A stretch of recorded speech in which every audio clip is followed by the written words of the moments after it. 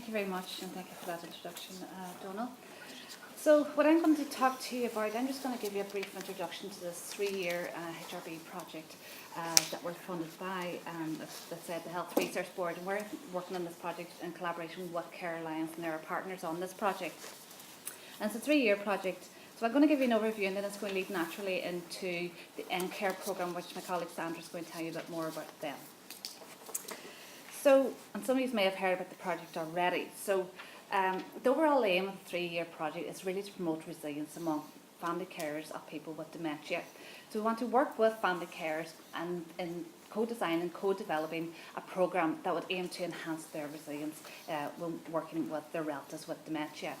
The project has 5 main objectives. The first objective there is about synthesising and collating together the existing evidence that's already out there in terms of resilience and resilience enhancing interventions, and those that promote positive outcomes for family carers. The second objective is to really to learn more about family carers' experiences of caring for their relative with dementia, and also in particular looking at their resilience within caregiving. The third objective then is to establish a network group of family carers of people with dementia. And as I said, just to work with them to co-develop and co-design what we call Enhancing Carers Resilience Programme, an EnCaRe programme. Then the fourth objective is to look at that programme and run a pilot and check the feasibility of that study. Does it work? Can it be rolled out on a larger scale? So we will do that with the EnCaRe network, and then finally we'll evaluate it. So they're the overall objectives of the 3-year project, and it's very much focused on public and patient involvement and co-design. So this slide here just summarises that. Now we've broken it down to 3 work packages. So the work package 1 was really about gathering together the evidence, the literature and all the baseline information. And then we used that and build on that for work package 2, which is the EnCaRe network and the EnCaRe programme, which you're going to hear about from Sandra. And then work package 3 is all about evaluating that. So that's where we're in the middle of work package 2 at the moment. But I'm just going to give you a brief overview of work package 1 to show you what we've been working at. So work package 1 involves 4 components. The first was to undertake a systematic review, looking at the construct of resilience and how that relates to family caregiving involving people with dementia.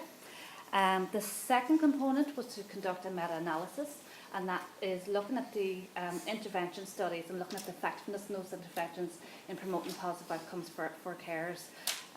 And looking at the effectiveness of those within the community. Then the third component was going back to some data that we already had. We had a data set of 2,311 family carers of older people, and within that there was 485 caring for an older person with dementia. So we want to go back and actually look at that data set. And then the fourth component was to do a postal survey with family carers. And the focus of the postal survey will be more looking at resilience and factors related to resilience. So I just have one slide in each of these before we go on to the EnCaRe programme. So the first component, the systematic review, you'll see this is what emerged from the systematic review. And it's a model of resilience. We refer to it as the wheel of resilience. And really it shows that there's different pathways to achieving resilience, and there's different factors that play a role. So it's very much a 3-factorial model, and it reflects a model that's actually already in the literature by Sherry and colleagues, but we actually found some additional factors, and you can see them in bold there.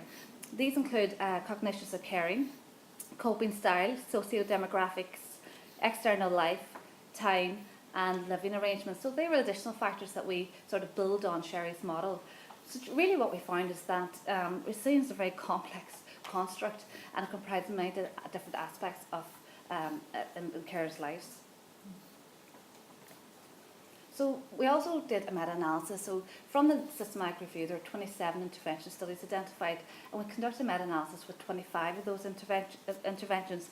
And again, that's looking at the statistical results from each of those studies and compiling it together and trying to come up with an outcome, are they effective or not. And what we found is that support interventions has a positive, significant impact on carers' levels of burden, depression and general health. You can see there the little black triangle. The further away the black triangle is from the line, the more significant it is, the more positive and more significant impact it can have. So while it was for burden, depression and general health, there was non-significance while quality of life was not significant, there was a positive trend towards improving care outcomes. So then the third component then was going back to that large data set that we already had. And as I said, there were 485 carers of people with dementia within that data set. And we're looking at the different areas that we already had collected data on. So looking at carers' profile, health and well-being, some of their caregiving activities. That particular study looked at conflict within the caregiving relationship, and then supports and coping, and some information around the care recipient themselves. And what we're doing with that data is really comparing carers of older people with dementia with carers of older people without dementia. And we're finding some difference, and what we are finding is that carers who are caring for a person with dementia are more likely to experience care burden, depression, and engage in potentially harmful behaviours towards their relative than carers of older people who don't have a dementia. And then the fourth component of the work package 1 was the postal survey, which we conducted a cross-postal survey with family care of people with dementia. And we did this through the Department of Social Protection and those in receipt of a carer's allowance. So what this particular study was looking at is, just to say, we had received a 61% response rate, so we had 415 carers of people with dementia in total in this sample, which we were quite happy with. So what we're doing with that particular component is that we're looking at measuring resilience among family carers if that's possible, and look at the factors related to resilience.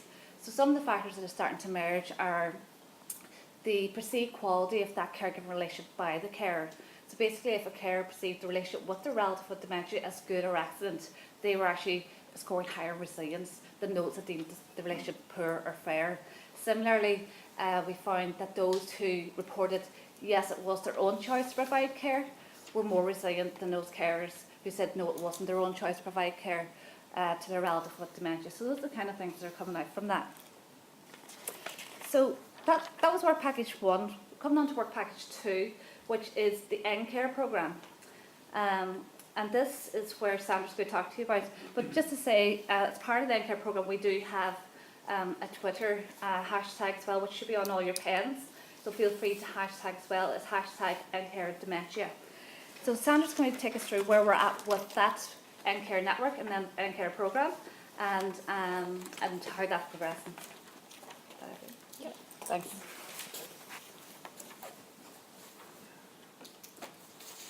Okay, so hi, I'm Sandra, and as was mentioned before, I'm a research assistant on this project based with Care Alliance, who are project partners working with UCD on this Towards Resilience in Family Caregiving project. So I'm just going to talk to you a little bit about Work Package 2, which, as Attracta mentioned, is what we're calling the EnCaRe programme. So as you can see here, that the overall aim of Work Package 2 is to establish a network group of family carers of people with dementia, and to together work with the research team and those family carers to design a programme that could enhance the resilience of family carers of people with dementia. Again, as Dr. mentioned, it's a public and patient involvement framework that we're using, so the family carers are co-researchers working with us rather than research subjects. So I'll just move on to the next slide. So the first steps for Work Package 2 were to decide what we wanted our EnCaRe network group to look like. So it was based on experience of some of the research team on a similar project. We decided that we would be looking to have around 6 family carers of people with dementia on the group. There would also be 2 research team members. We were hoping to meet every 4 to 6 weeks, and then we would use a mix of speakers and group discussions to address the group's aims. So what were the group's aims? So you can see from the bottom of the slide there that the aim of the EnCaRe network group is to develop a grounded definition of resilience based on those carers' experiences, and also to design a programme it's designed, I suppose, based on the experiences of the carers for family carers of people with dementia to enhance their resilience. So the first step was recruitment. So following ethical approval, we worked closely with our project collaborators and partners to develop a recruitment strategy. So For the purpose of the projects, we were looking to recruit family carers of people with dementia with a variety of caregiving experiences. We were also hoping for a balance of males and females on the group, and we were inviting current and former carers to become members of our group. So in order to target these particular groups, we used a combination of social media posts. We also had a pamphlet that we distributed through some of our carer networks. And we also there was also a caring group that one of our research team members attended. You can see there on this slide, on the left is our pamphlet, so in the centre is one of our targeted social media posts, and on the far right is details of this carers programme, which ran for 6 weeks, and one of the research team attended it and met with family carers with a view to seeing if any of them would be interested in taking part. So, who are our network group? So, at the moment we have 8 members and 2 research staff members, so a total of 10 on the group. We have 4 men and 4 women family carers, and we have 6 adult child carers, so someone caring for a parent with dementia, and we have 2 spousal carers. And our group has a mixed caring experience, so we have some people who are at the early stages of their journey, and then some people who have many years of experience, and some people who are at sort of the end stages of their caring experiences. So as I mentioned, we have sessions, so we have meetings with our EnCaRe network group, and these tend to happen again every 4 to 6 weeks depending on availability of people, and they've been tending to take between 2 to 3 hours, and they happen in the evenings, which we found to be much more convenient for family carers, especially those who are trying to balance employment responsibilities with their caring roles. So we've had 5 sessions. We have a 6th one scheduled for September, and to date now we've heard from a few guest speakers who have come in to speak about topics that have been of particular interest to the group. We had a representative of Family Carers Ireland came in to speak about policy and family carers of people with dementia specifically, how the two can relate to each other, and we've also had carer representatives in to talk about dementia diagnosis and the sort of the trajectory that people generally go on once diagnosis has been made, and then we've had several group discussions where we have targeted sort of topics that need to be addressed, and the group have discussed them and sort of come up with strategies of addressing the aims of the group. So as I mentioned at the beginning, there were 2 main aims of this particular group. So one was resilience, and the second one is the development of the programme. So with regard to resilience, a number of the earlier sessions focused on this particular topic. The group were asked to consider their own experiences of resilience and what resilience means to them. One particular activity saw the group members bring in a resilience item, so it was something for them that represented resilience. And you can see from the picture that there was a variety of items brought in. Some people brought in photos of loved ones, and others brought in items that sort of reminded them to stop and to take care of themselves as part of their caring role. We also had exercises that asked carers to do sort of word association exercises based on these items as well, to sort of flesh out exactly what it is resilience means to our family carers, and you can see some of them on the slide there. So for a number of our group, it was the ability to be able to switch off, to be able to accept help when it was offered, and the importance of finding time for yourself. So where are we at with our resilience definition? So one of the challenges that has been identified by the group itself is that while there are definitions that we can use, they're very different for everybody. Resilience is very unique for each individual family care, and I suppose the challenge of trying to come up with one all-encompassing definition that kind of fits with everyone's experiences has been quite difficult. And as you saw from some of the academic definitions that have emerged from the literature review, there can be some sort of tensions between those and the real-world experiences of family carers with regard to resilience. So I suppose we're still in the stages of thrashing all that out and coming closer to resolution as we move along. So one of the other aspects is the programme development, and as part of that we've asked our group to sort of look at areas that they feel support family carers' resilience. Some of the things that have emerged are things like self-care, but one of the main ones that has emerged is the importance of information for family carers when it comes to supporting their resilience.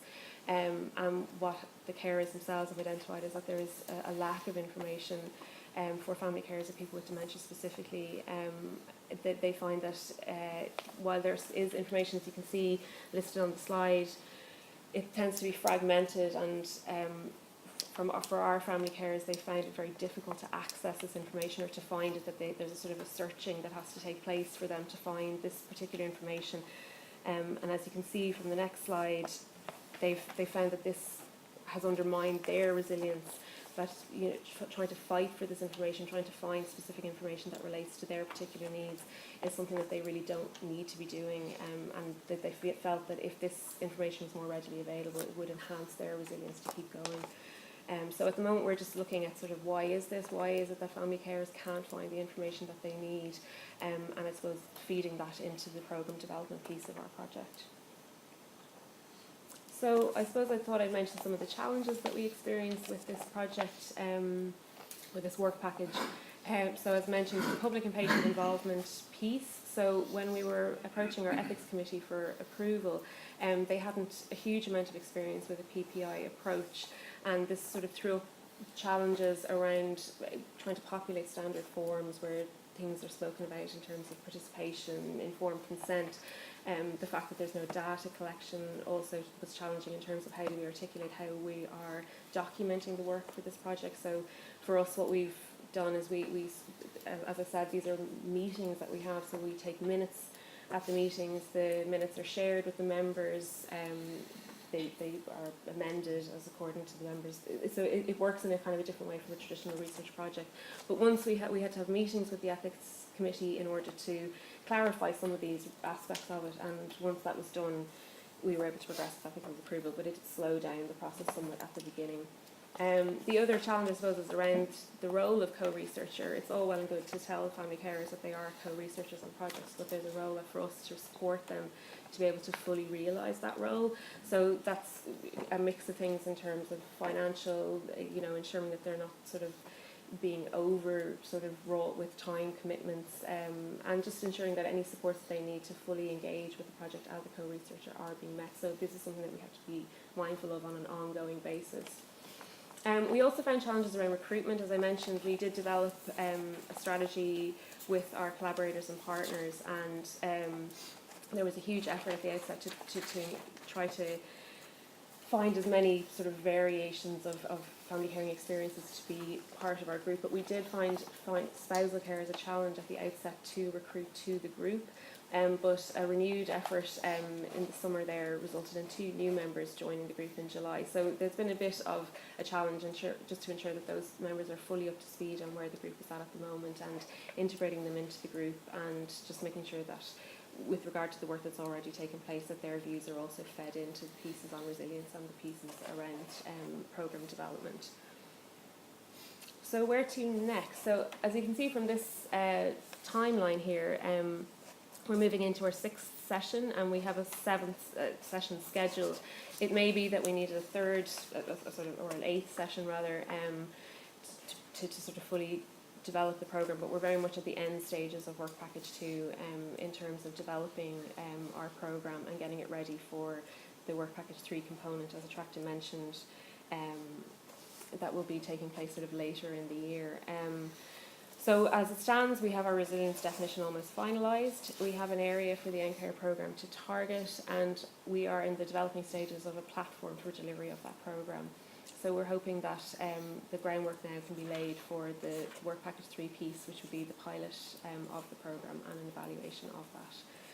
So I would welcome any comments and questions that myself and my colleagues can answer for you.